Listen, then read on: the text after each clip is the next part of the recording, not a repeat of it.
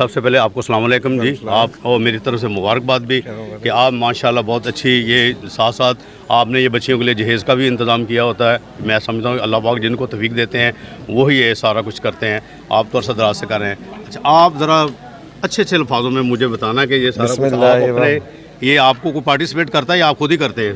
बिस्मिल्लाहिर्रहमानिर्रहीम। सबसे पहले बात तो यह है कि मैं ये सब कुछ कर ही नहीं सकता, ये ना मेरा है, ये कमाल है उनका जिनका जिक्र होता है। मेरी तो ड्यूटी लगा दी उन्होंने, ये भी करम है उनका मुझ पर कि मुझे चुना हुआ है इस अनायतलाई कॉलोनी में, साहिवाल शहर में, कि मैं कोई ऐसा अच्छा काम कर सकूं। और दूसरी बात रही ये कि मुझे जो पार्टिसिपेट करने वाले हैं, जो मुझे साथ देते हैं मेरा, वो है मौला अली सरकार और नबी करीम सल्लल्लाहु अलैहि वसल्लम की मोहब्बत, अहले बैत की मवद्दत। ये मुझे इस काम पर मजबूर करती है और मुझे खींच कर लाती है कि मैं ऐसा करूं।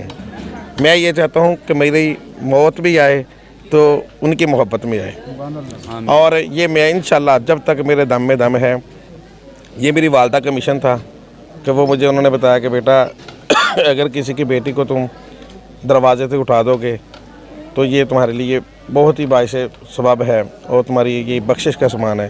तो मैं अपनी वालदा का कहना और नबी करीम सल्लल्लाहु अलैहि वसल्लम की मोहब्बत और मौला अली की मोहब्बत और सहाबा किराम की मोहब्बत, अहले बैत की मोहब्बत, मैं ये सब कुछ करता हूँ और अल्लाह की मखलूक से प्यार करता हूँ।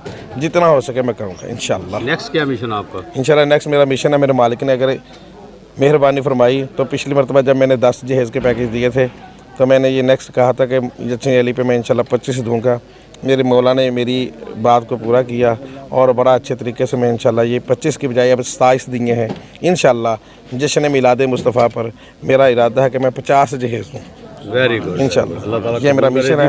इंशाल्लाह अल्लाह पाक हिम्मत देगा, अल्लाह ताला आपकी मदद करेंगे इंशाल्लाह।